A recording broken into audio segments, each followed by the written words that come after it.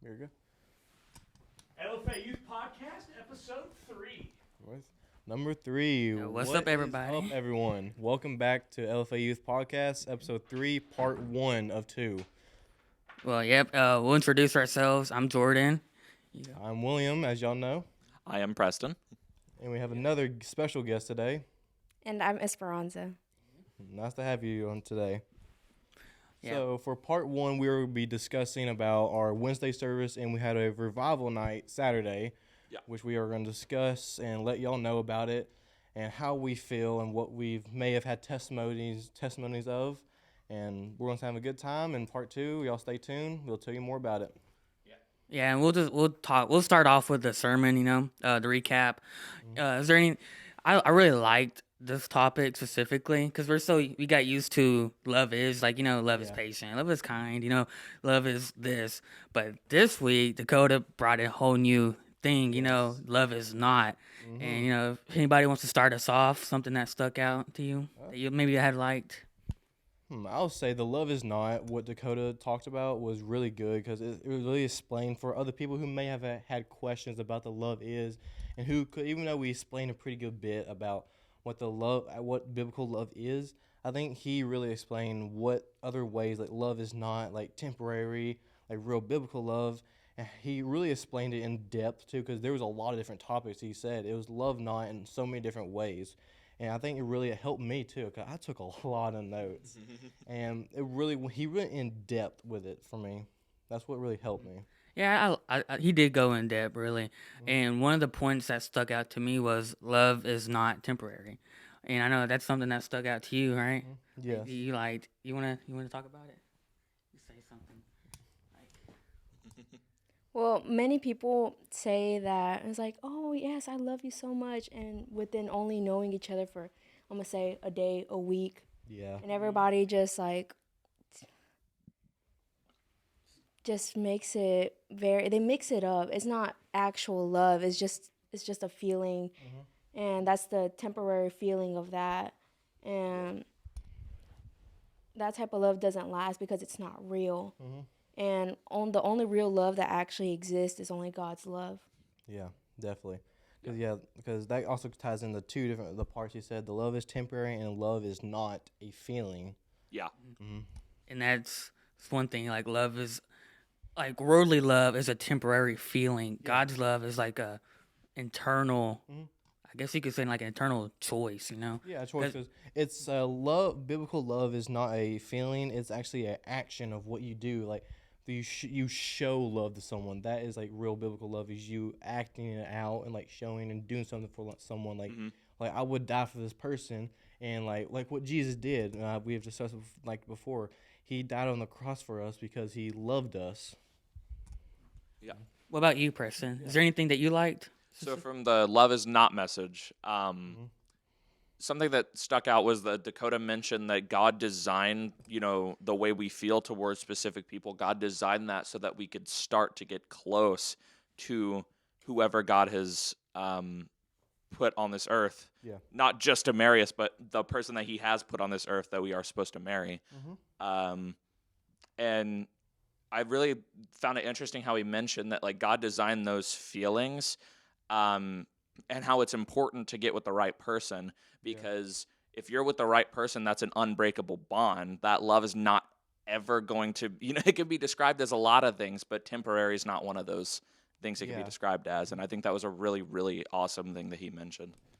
I got to go in my notes and just look at just in case I miss anything.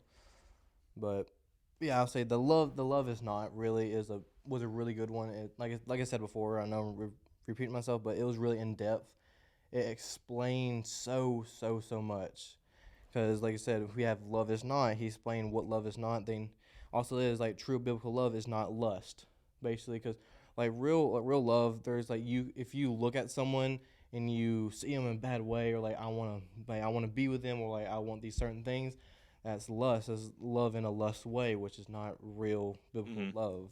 Because in love is you see someone and you want to like do something for them, not what you want from them. That's another thing he really said too. That really really good click to me is love basically for real biblical love is we want to do for someone, but not what you want them to do for you. Yeah. Also, another thing that just thought, like, something that I just thought about, love is taken advantage of. Yeah. I just realized that love is Yes. taken advantage of. Obviously, everybody has already seen that before, but it takes a while to realize something. And for like most people, I'm gonna say just friends, relationships, and all that, love is taken advantage of. You know, most friendships break up. I was like, why is that? Because they got taken advantage of. Oh, I love my friends so much, but they took advantage of you. Yeah. Yeah. And that's to go off of that, that's one thing I feel like love is not going to take advantage of you. And the Bible says love never fails, right? So if it failed on you, that wasn't love, and that's one thing that you have to have in your heart, and you have to secure that in your heart, because you get attached to friends, you get attached to people, and you don't know what's going to happen next, and that's the hard truth, right? Yeah. And you have to have that guarded in your heart, knowing that like love is not temporary, and like just what did you say again? Love is taken advantage Yeah, love is taken advantage of. It just went away in my head for some reason, but like love will not take advantage of you, Yeah. and that was a good point, Yeah, another thing kind of going off of love is love is not taking advantage. And another thing he went over is love is not easy. Yeah. 'Cause, yeah, you can have true feelings for like how like I love you, and because we're like brothers, man. Like, Yeah, I love you too. I love you. hey, I'm talking real biblical love. But, because like love is not easy, because you can you can truly love someone, but it's not, because it may be hard for you a little bit because they may not have that same true biblical love for you back. Like, we love each other, like the brotherly love we have for each other, and they may not have the same feeling. They may like, yeah, you're okay. I don't really like you back, like as a friend wise, and it may be hard on that certain person. But so love will not always be easy, but you can still have that love. Yeah, and that was a good point that I think Dakota made, because people say love is easy, right? And that's kind of like that's something that you hear a lot in songs, and but the Bible is kind of like a different way, because love isn't going to be easy for everybody, but God's love is, like I keep saying, it's not temporary, and I keep saying that because it's a Well, it's a good true thing. true thing, right? And it's like she said, it's not going to take advantage of you. Yeah. But worldly love will take advantage of you Yeah. big time, Mhm. and it will leave you hurt really bad. Yeah. What about you, Preston? To be honest, I think everything I could have said has already been said. I think Yeah, I pretty get that. much just the same things that y'all have said. I Yeah. could probably reiterate in some capacity, but it'd just be Yeah. me paraphrasing, I feel like. Yeah, it so. was a really good message, but Yeah. there's a lot to be said probably, but we did say a good bit already, and definitely in our other two Yeah. episodes we said a good bit to y'all, but we have said a lot, and we are happy that we've said all this stuff because it helped us, and I really hope it helped y'all too. Yeah. A really good bit. But another thing too, but sadly we are ending the Love Is series. Yeah, Yeah. Wednesday was the Today last sermon. But Last. do not worry, y'all guys. We have a new series coming up called March Madness. Yeah. But anyway, y'all want to go to our next topic? We're going to talk about the altar night, right? Yeah, Had a- definitely. Like I said in the beginning, we had a wonderful, wonderful revival night Saturday. And I hope if some of y'all are watching, hopefully some of y'all may have been there. And y'all have it was it was awesome. Got Yeah. really loud and got really exciting. and like, by the end of the night, I was so hyped because I felt like a fire in my soul. we literally gospel marched up in this around. deal. Yeah, we marched around the building. We didn't do like how many times they did in Jericho, but like we did it like one time, and cause we had that feeling like they marched around Jericho and we shouted out revival, because it was just that true feeling of fire and just shouting out and worshiping the God. Well, I guess we can just start off talking about our experiences. Yeah. Yeah. You want to go first? Or you want to? I had to remember. All right. Well, I guess I'll go first. For me, it's not like, I don't know how to explain it. This is something really hard to put in words for me, but it's just like, it's like things got back into me, I guess you can say. Yes. Yeah. Like, I don't know how to say it. Feel refreshed? Yeah, kind of. Yeah, it's like you put wood back on the fire. That's Yeah. that's Ooh. one of the best That ways. actually That's some really, preaching right there. That actually makes so much sense because that's how I felt. Because like I said, at the end of the night, I was so hyped. I didn't want to sit down. I was just happy. Yeah, you got that fire rekindled. Right. Because I've been, I guess I'll open up a little bit. I've been struggling with some things lately, and it does. Like I was kind of mentioning last week, it like I just want to stay down. I don't want to get back up again because I Yeah. feel like what's the point? You're just gonna go back down. But that's not how God raises you, right? That's not what He told David. Yeah. And I mention the story of David every podcast, and I'm gonna keep doing it Yeah, because well, I hey, love don't that be ashamed story. of it. It's a good story, and there's Very there's good. a lot of stuff to be learned about it. Yeah, God didn't tell him you can't fight because they're small. He told you you can fight because I am, Yeah. And like go pick up the pebble. Just go do it, just trust me. And that's something I feel like happened to me. I was stopped trying to carry a boulder, and I went to go pick up a pebble, and now the giant is like Put that going trust in down. God, Yeah. not in your own hands. And that's something that happened for me. It's like a passion was flamed in me. Yeah. And I'm glad because now I'm starting to get back on my feet, and I'm good. Amen, For that. brother. I'm Yeah. happy. At the altar night, I do remember just being very hesitant about everything because I feel ashamed well, not really ashamed, but I feel scared mostly of just having other people know that that I'm going through things, Yeah. and it makes me scared, and I become very hesitant about things, and makes me just not want to show anybody that I'm going through stuff, and it just makes me just step back and hide. But I really don't like hiding all that because it puts me back into a place where it took me so long to get out of. Yeah. And going to every altar night, it does help me and like to open up a little bit within myself and know that I'm going through more, that there is what's it called? Dang it. Where I just lost it. Oh. Knowing that there's a problem solver for my situation. Yeah. Okay. Yeah. I'm gonna just put it that way. It makes sense. But I just know that there is something that can help me fix myself without anybody else knowing that I'm going through going through something big. And it always pushes me back, and it happens every single time. I'm trying to open up more within myself and just lose that fear of caring about what other people think about me. Yeah, definitely. And I just don't want anybody else like seeing me the wrong way. Yeah. If that makes sense. Yeah, I get Because that. if you go somewhere and people didn't know about that, and it's like, oh, I didn't know she was going through something like that. That's something that it gives me anxiety every single time, and I want to lose that already. So every altar night, it does help me to open up more with myself. But I'm gonna have to continue going be committed until to it. yes, until I'm finally able to just step up without any fear. Yeah. That was a really good one too. Yeah.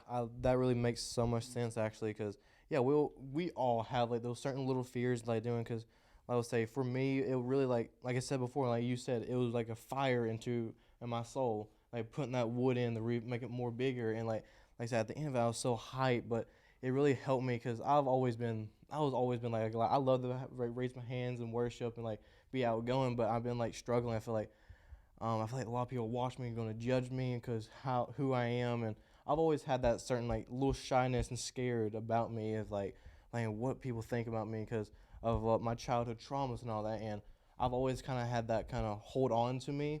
But I think from this revival night, it's really helped me. It really made me think that like I can let these things, I can raise my hands and all this, and it doesn't matter what people think. It just matters who I'm worshiping, because Yeah. I'm worshiping Him.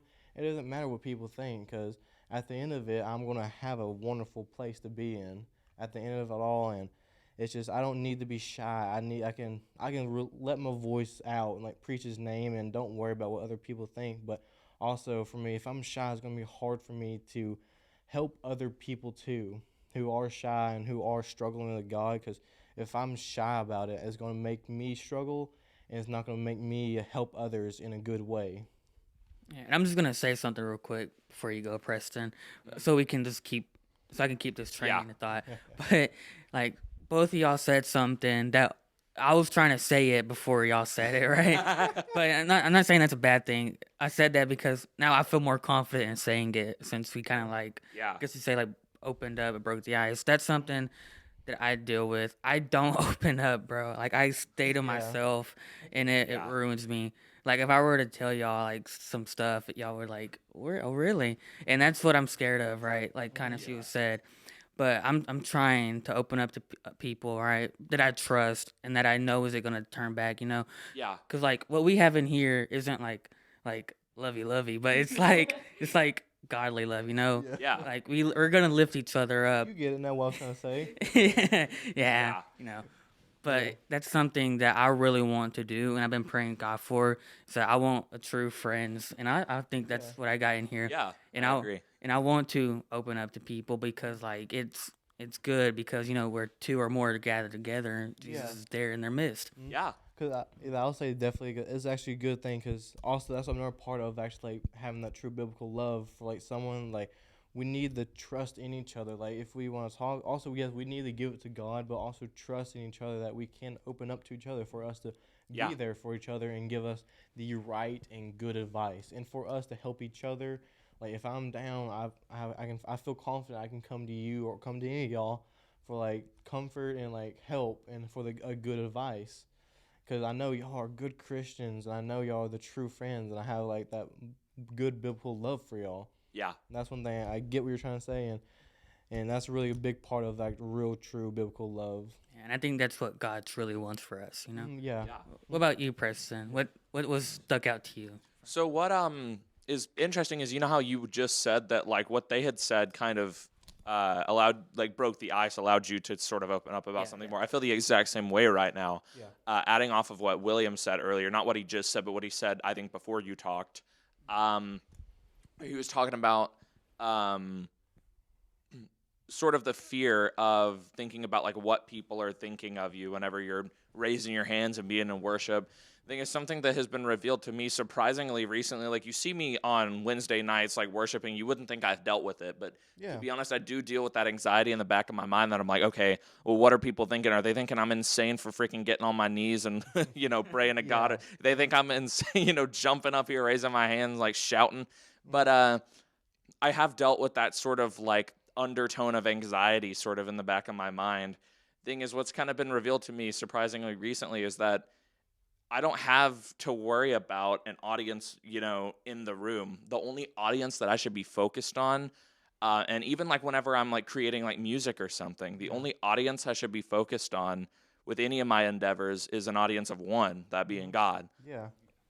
That's one thing I'll say a lot of people do take and mistake, because even though we're Christians, we still have those struggles that other people have. Yeah. But another good thing as a Christian, we do have someone to give it to, and everyone, even if you're not Christian, you still have to give it to God. But yeah, we still have those anxieties, we still have those shyness. We all have to work on, because like I said, just because we're Christians, we're not cured from every single thing. We'll still have those struggles. We'll have those battles. Yeah. But God, being a Christian, God helps us fight those battles, and because we can go to Him, and that's one thing as a Christian you need to do. You need to go to Him when you have those struggles, because He helps you fight those battles we have. I recently shared my testimony on Sunday night, and that fear has started getting back to me again. Other than just going to like Wednesday nights or altar nights, it does get to me. Like I said, the fear. I was like, oh, what do people think about me? And I had said my testimony for the very first time on Sunday. I have never shared my testimony before, because